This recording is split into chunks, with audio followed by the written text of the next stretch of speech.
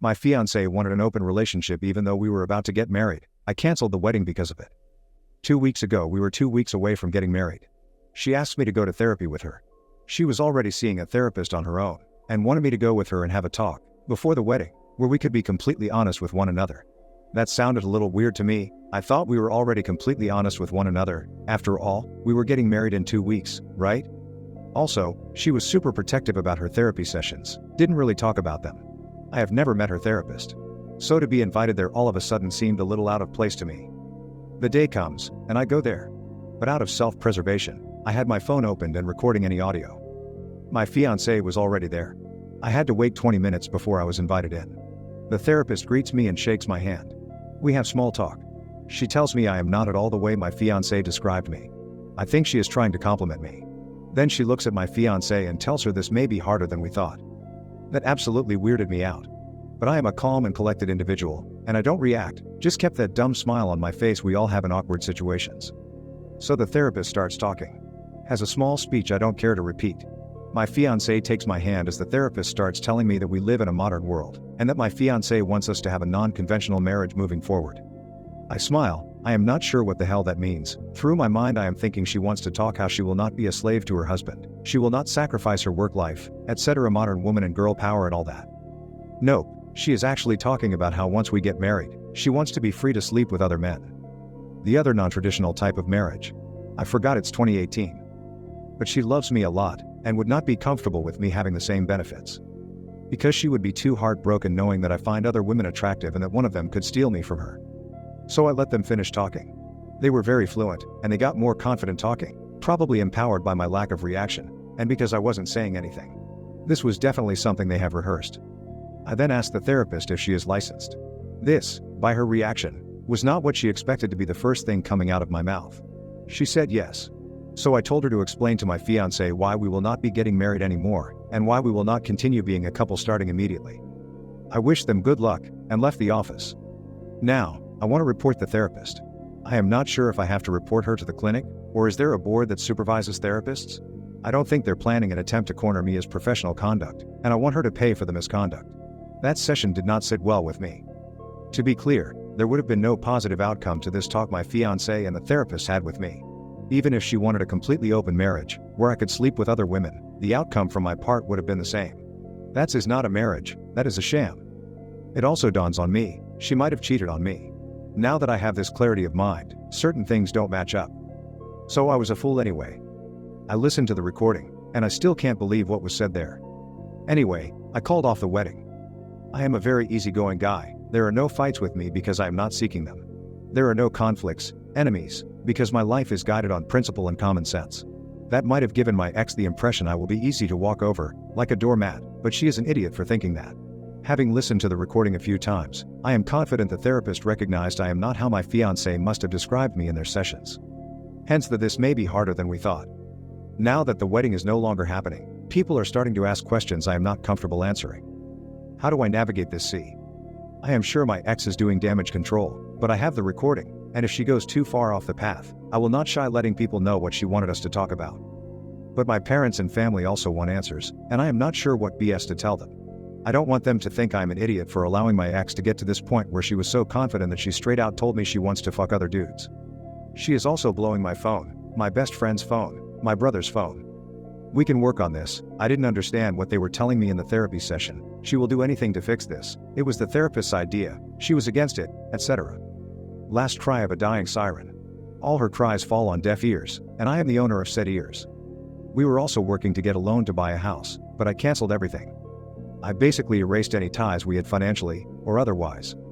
Her current plea is that in therapy she exposed her insecurities about our sexual history. I had considerably more partners than her, and the therapist came up with the idea we should level the field. Regardless of the truth of this, that therapist gets reported once I figure out where to do it, and what to say. This post is mostly a rant, but I would also want to know how would you handle the questions of friends and family. My ex is certainly doing her own damage control, and I don't want to be a he said, she said. I do have the recording, and I'm wondering if I should send it to the interested parties. My ex doesn't know I have the recording. Small update. I am at work, and I just received confirmation the journal has been returned to my ex.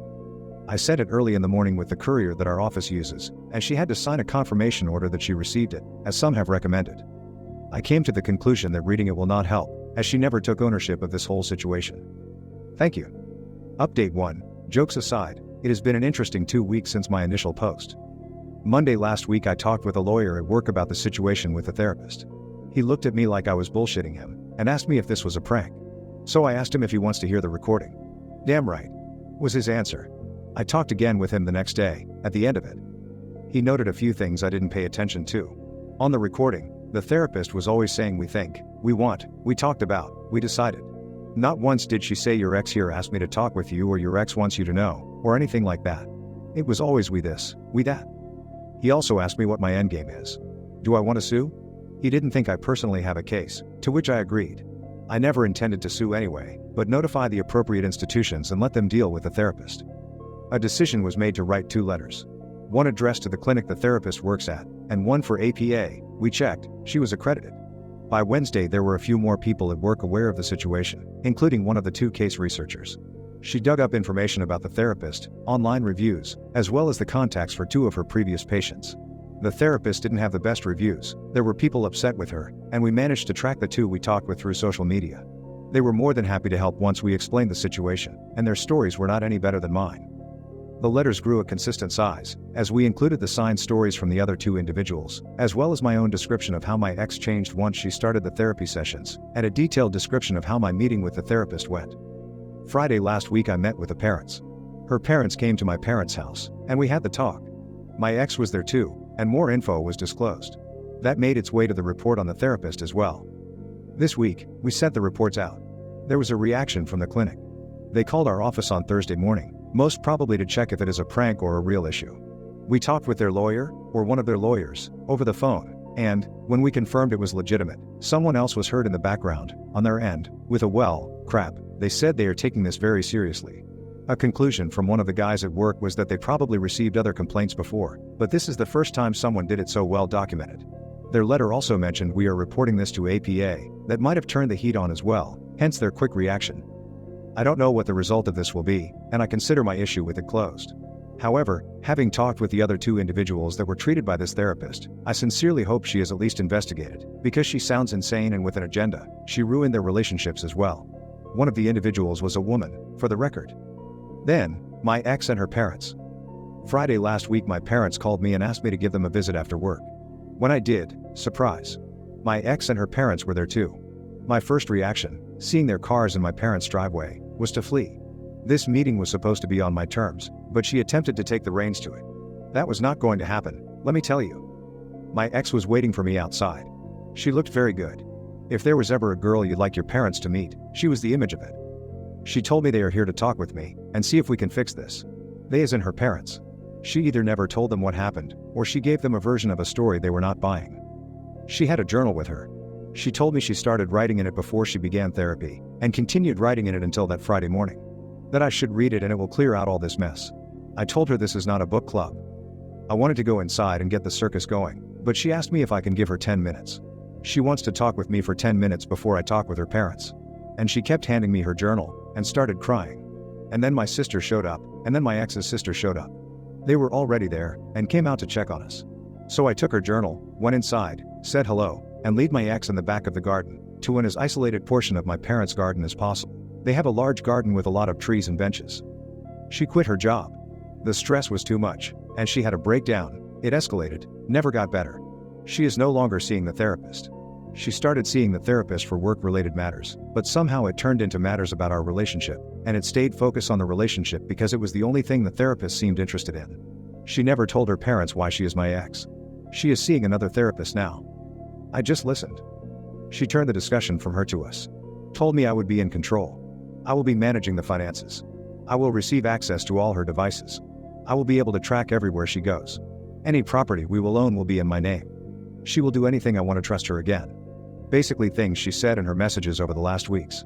She enumerated more things than the ones I mentioned. I don't know how she thinks that would be a healthy life, for either of us. I asked her if she cheated. She told me she had the opportunity to cheat, but she had never. I believe her. But it also angered me. What does she mean she had the opportunity? If you are in a committed relationship, you don't put yourself in a position where you have this opportunity. You don't want this opportunity. It's like saying I had the opportunity to kill someone today.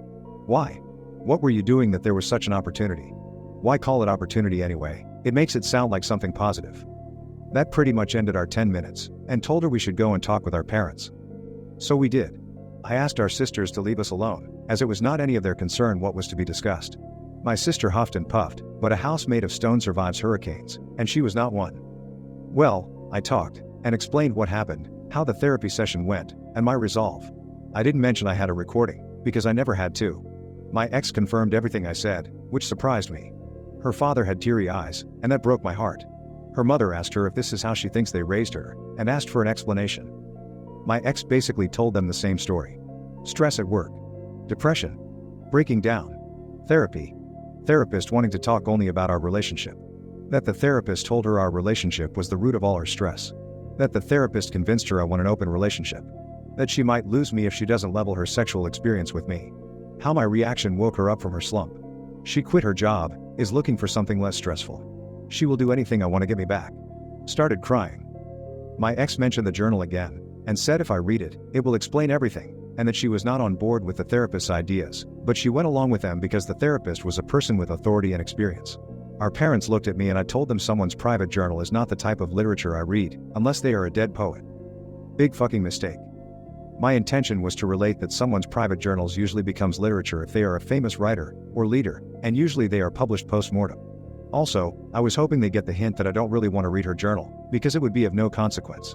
What was done was done. Everyone looked at me as if I wished death on my ex. You could smell the hostility in the air. So I said fine, and promised I will read her journal. You win some, you lose some, and then you use the wrong words and you lose a few more. My ex is seeing a new therapist. She showed her parents emails confirming her appointments. He's an older dude, with a white beard like Freud. I searched him online. He is married, he attends conferences, he wrote a few books, they are on Amazon. Seems like a solid character. Can you kids work this out? This was the second thing that angered me that day. As if this is child play, and we should just listen to the adults. We are not old enough to be in control of our own feeling, and we should definitely not be the ones to decide what we consider a betrayal you can't recover from. We are just kids and we should just work it out. So I won back some ground on the Dead Poets Society remark earlier. And this is how the day ended. We've known each other for 9 years, and have been a couple for 5 years. Even if there are legitimate reasons behind her behavior, how do you go back to being the same? This wasn't even a reset. My way of thinking about my ex has been fundamentally changed. She became a stranger I know a lot of things about. Sure, I still find her attractive. Very attractive, the way she looked last Friday was amazing. No denying that. But it was also calculated, I am not going to lie myself here. Hair done the way I like it, dress that I bought for her, the shoes I like the most, a hint of the perfume I gifted her, etc. The journal is on my nightstand. I haven't read it, and I probably never will. I did look through it, to see if it indeed is a year old, and it is. The way the pages folded, the ink is clearly older on the first pages, and you can see it progressing through the pages. The pen she used was attached to the journal, and I tested it, looks like the same ink. And the ink level in the pen is consistent with how much I assume the pen has been used for the last year to write the journal. It is not a fake. Everything about it is consistent with a year's worth of wear and tear. I don't see what good reading it will make me. A tool to play with one's mind? Well, not really. I don't think a year ago when she started writing it she intended to use it as manipulation. If what she told me is right, her new therapist suggested the idea to share the journal with myself.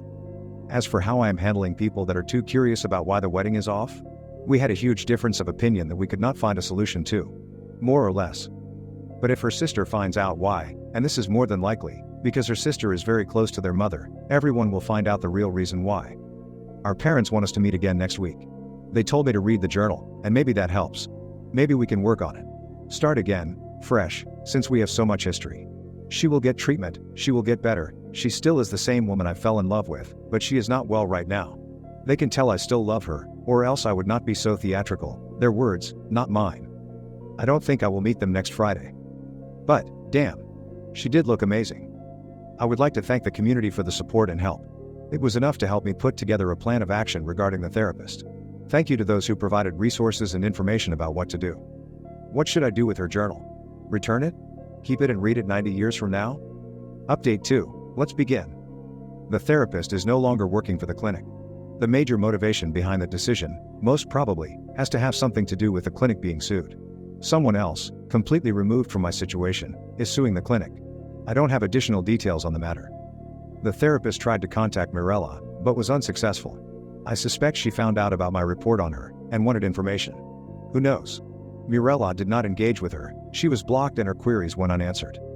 There is a voice, deep, in the back of my mind, that whispers it may not have been the smartest decision to put together the report. I find it introduces the chance that people behind the suit may contact me for help and shower me with unwanted attention. However, knowing all this, I still can't keep a very satisfied grin away from my face, knowing the therapist is in trouble. To those who have expressed doubt, I have emotions. If this is not proof enough, I don't know what will satisfy you, and I pray to God you understand sarcasm. With Mirella, however, things are far more complicated. I wrote a small update in my previous post about her journal. My decision was to return it, and I was very clinical in my method. The courier we use at work delivered the journal to her that Monday morning. I did include a letter, explaining why I haven't read it. It all boiled down to not taking ownership of the situation. I felt that by giving me the journal, she washed her hands of the matter, and the burden of finding answers was placed on my shoulders. In return, I washed my hands of the matter. Honestly, immediately after they notified me that the journal has been returned, a feeling of regret washed over me. Maybe I should have read it. Later that day, Mirella showed up at my workplace. She didn't make a scene, nothing like that, she just waited in the lobby, patiently.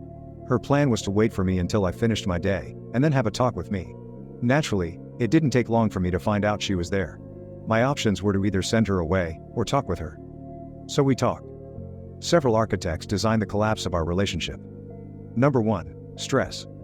This I knew about, but never the gravity of it. In hindsight, when she started looking for a therapist to help with the work stress, I should have been more aware of the situation. But she always maintained everything was fine, so why would I not believe her? Therapist or not, she still had a breakdown at work, which she hid from me and her family. Number 2, I could have been a father. She had a miscarriage. She found out she was a few weeks pregnant and wanted to make it something special when she would have told me about it. However, a few days later, she started bleeding, and that was it. She never told me about this because she was afraid I would look at her as unworthy. She knows how much I want to be a father, and she rationalized this would give me ideas she can't bear children. This idea is utterly stupid. Number 3, friends. I made no secret in the comments that we had friends in open relationships. Enter on such friend. She contacted Mirella almost a year ago and invited her to lunch. She immediately started unloading the frustrations of her failed marriage onto Mirella. Her husband has something in common with me, we both had far more partners than our significant others. In my case it was 26 previous partners, in the case of this friend's husband the number was a whooping 70. Well, as soon as they got married, he demanded an open relationship from his wife, and she has been miserable ever since. Apparently the same thing was going to happen to Mirella if she was not careful about me. This friend told Mirella I am showing the same signs as her husband before they got married. Number 4, those we love are not who we think they are. Our fathers both work in academia and knew each other for 30 to 35 years. They frequently attend work-related events and parties, and they usually go together with their wives. When I met Mirella, it was at such an event. I went with my father because I was interested in meeting a professor that could have helped me with my career, opened some doors. Mirella replaced her mother because they had a scheduling conflict, and her mother could not attend. Or so she was told. Turns out her parents were going through a very rough patch, created by her father's infidelity.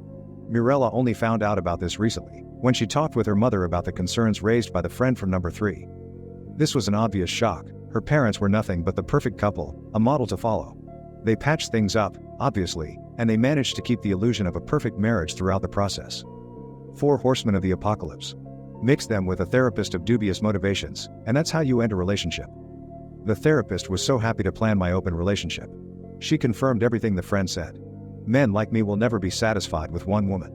I will eventually look for more. There is only one way to correct my cheating impulses. Mirella has to sleep with other men, at least until we even the numbers. I will of course be against it, but that is fine. If I love Mirella I will understand. This was a layered idea. It will both correct my cheating behavior, it will confirm my love for her, and it will strengthen our relationship as a result. This plan would have obviously failed, and I think this is exactly what the therapist was looking for. Our relationship would of course not have survived. What the therapist didn't expect was how fast I would react. At least this is my hypothesis right now. The rest of the week, we met on a daily basis, and she answered every question I had. One thing was clear, as prepared to end things as I was, she was the opposite. Ready for the fight of her life if it meant our relationship could be saved. At the end of the week, I had to leave to another city, for work-related matters, and I was gone for a month. Originally it was supposed to be a 2 weeks trip, but it had to be extended for another 2 weeks. More billable hours, ha ha. Before I left, I handed Mirella a copy of the therapy session recording. She knew I had it. It was one of the first things I talked to her about when she showed up at my workplace Monday. I think listening to the recording shook her to the core. What she remembered about the therapy session was very different from what was on the recording. I think she finally realized where all my actions and behavior towards her came from. People at home knew about my work trip, and for the next 3 weeks I was left to my own devices. Minimal interference from anyone. It was awesome. Several people in the comments offered to drink a beer with me if I ever happened to be in their city. I took someone up to it. First time I've met another Redditor. Surprisingly, not a weirdo, haha. He and his wife were wonderful people. The 4th week, Mirella came to visit. We maintained contact the previous 3 weeks, going back and forth on various topics, always about us. One major issue had to be sorted out. After our wedding, we were supposed to go visit France for 2 weeks, sort of a honeymoon trip. Neither of us were able to do it immediately after the wedding, so it was booked 3 months after the wedding. And it was coming up. We had the plane tickets, non-refundable. Why can companies do this? We had the hotel reservations. What we didn't have was us. That 4th week, we talked some more, and agreed to go to France anyway, as friends. I can already imagine eyes rolling as you read that last sentence. France was amazing. You visit a country like that and realize the US is medieval in comparison. When you visit a museum, you can spot the Americans immediately. How to behave in foreign countries should be a mandatory course in our schools. We returned from France as a couple. This had nothing to do with the magic of Paris. It will, however, be a process. We are not back to our former selves. There is some rebuilding to be done. Several things we have agreed upon, in no particular order. She is looking for a new job, one that is less stress attached. Our friends in open marriages are now deemed a toxic influence, and we will no longer associate with them. We both like the name Mirella, and our first daughter will wear this name. Thank you, France. Never hide anything like a miscarriage from your partner. I am monumentally pissed about this one. We will get a puppy and a kitten. She will continue to see her current therapist for a while. When we do get married, we'll do it for us. Smaller ceremony, just us and immediate family. We'll probably go to Italy next. I suppose this is not the exciting update everyone was waiting for. Many have asked for an update, and if you were looking for wrath, hate, revenge, I am sure there is a version of this where all these and more are possible. But as I said from the beginning, I didn't hate Mirella. My actions were nothing more than self-preservation. At the time, her actions indicated she wanted something that was contrary to what I thought we both agreed upon. Those worried about her mental state, there is no concern. Once the vapors of her therapist's influence dissipated, she returned to her former self, more or less. It's impossible not to be changed by these events, but she is in a very good place. You will remember she offered me control over the finances, to track her location at all times, open access to all her devices, etc. Aside from the lack of interest in such a lifestyle from my part, they were just a way of trying everything to continue discussion. We do agree we should be open with our devices, and for what it's worth, we have always been open, so nothing will chance here anyway. As for finances, we will do what we have always done, share them. Thank you to those who have talked with me in the comments and the private messages. There was some valuable advice I received from some of you, and I will be forever grateful. Writing these posts, but also interacting with you guys has been therapeutic, and a very good pressure release.